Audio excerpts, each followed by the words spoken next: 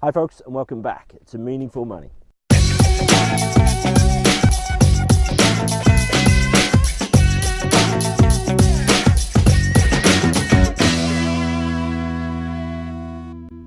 They're still here in my field, just outside St Buryan, just grabbing half hour between heavy rain showers. Got to just take the opportunities as they arise. Seems like the weather's been awful for months. Where's the summer? That's what I say. So we need to round up our sort of mini-series that we've been doing on long-term care. We've looked at state benefits, we've looked at the provision of care, we've looked at the financial assessment and whether or not you're going to be paying for care or whether the local authority is going to do so. So we just need to sort of round up some planning points, really, things to bear in mind if either you or someone you know and love is going to be needing long-term care. As ever, before we get into it though, my good friends down here in the bottom right hand corner, 7 Investment Management, who sponsor Meaningful Money, and I'm very grateful to them for doing so. So, let's bring it all together then. The first thing I think you need to do, if long-term care is sort of coming on the radar, maybe your parents are sort of becoming less able and may need care, one or both of them, if it's coming on your radar, you need to sort of assess your needs generally, or the needs of the person going into care. Long-term care is sort of one planning angle, it's one thing to think about, and a good financial planner, but also you, need to consider long-term care in the context of your wider financial planning. So first of all, we need to sort of determine, is it an immediate need? Do you need to go into care now, or are you planning for what if you need to go into care? How does it interplay with things like estate planning? In effect, long-term care planning is estate planning. It's part of it, because if you're going to end up spending a whole lot of money on care, perhaps you need care for the last 5 years of your life, for example, well, that's going to erode your estate. So it needs to be taken into account when you're looking at estate planning. Very important. So determine the need, determine the priority. Is it imminent, or is it possibly at some point in the future? If it's possibly, it might never happen. So you need to, as ever, balance the what if it doesn't against what if it does, and put things in place as best you can.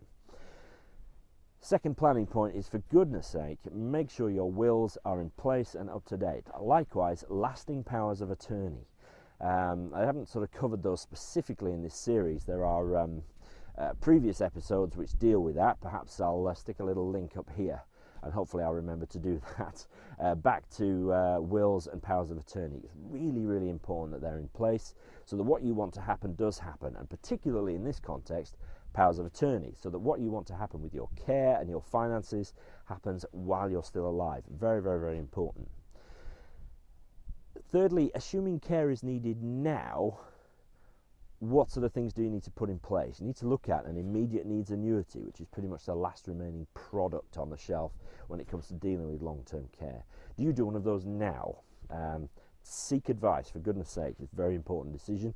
What benefits can you claim? Basically, the financial implications. What can you sort out now? Is there money you can claim? Is there an annuity you can put in place which will fix the problem? So consider the sort of financial arrangements and get that sorted. Included in that, really, but I've given it sort of a point on its own, is to consider the property that you live in.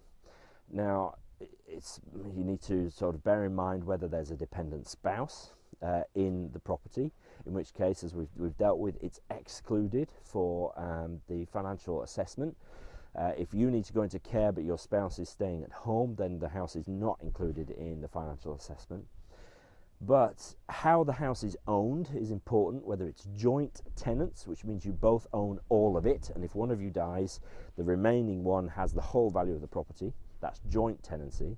Or the alternative is tenants in common, where you both own half of the property, and if one dies first, then their half is dealt with according to their will. Well, imagine, for example, if the house is held in joint tenants, so you both own all of it, one partner goes into care, but the one remaining at home subsequently dies. Well, their share of the property now falls into the estate of the person in care, and can have all sorts of implications for the financial assessment for care and things like that. So be aware of how the house is owned, how it will be dealt with, and get it in order. Get your house in order, literally. Hey. Finally, I think Take care when making gifts. Remember the gifts, the deliberate deprivation of assets rule, particularly when it comes to the financial assessment. 2 or 3 videos ago dealt with it in detail. Be very careful setting up trusts and things like that.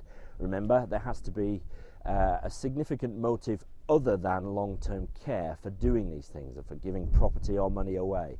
If the local authority can prove that there was a significant motive to avoid care fees, then remember they can unwind any transaction if it happened within the 6 months before you going into care, or they can just assume it never happened, called notional capital. Look back to the video on the second one of the financial assessment thing, which is 2 or 3 ago, I think. I think just perhaps 2 more things to say.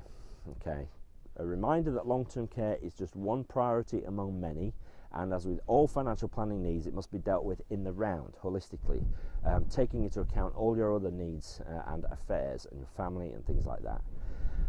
More important than anything, at the end of this series though, I get asked the question, you know, how can I stop the local authority getting hold of my assets, my property, my investments and stuff, if I need to go into care?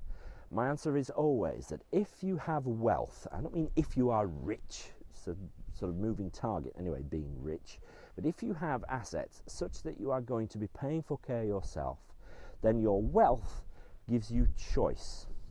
There is a very broad spectrum of quality when it comes to care homes. I know, because I've been in many of them in my career.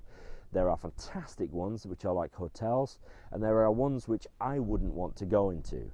Having wealth gives you choice, so don't dismiss the fact that yes, you may erode your estate by paying for care, but if you end up living your twilight years in somewhere which is pleasant, that you can enjoy as far as it's possible living in, then that is priceless and well worth paying money for.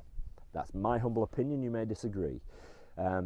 I hope this mini-series has been helpful. It's really important with the stats which I dealt with right at the beginning, the number of people who are going to be needing care. It's such a big area, so an important one to get right. As ever, leave any questions about the whole series under the video here, or send me a message on Facebook, join the Facebook group, or on the YouTube channel, or wherever. Drop me an email to pete@meaningfulmoney.tv, and I'll do my very best to answer it.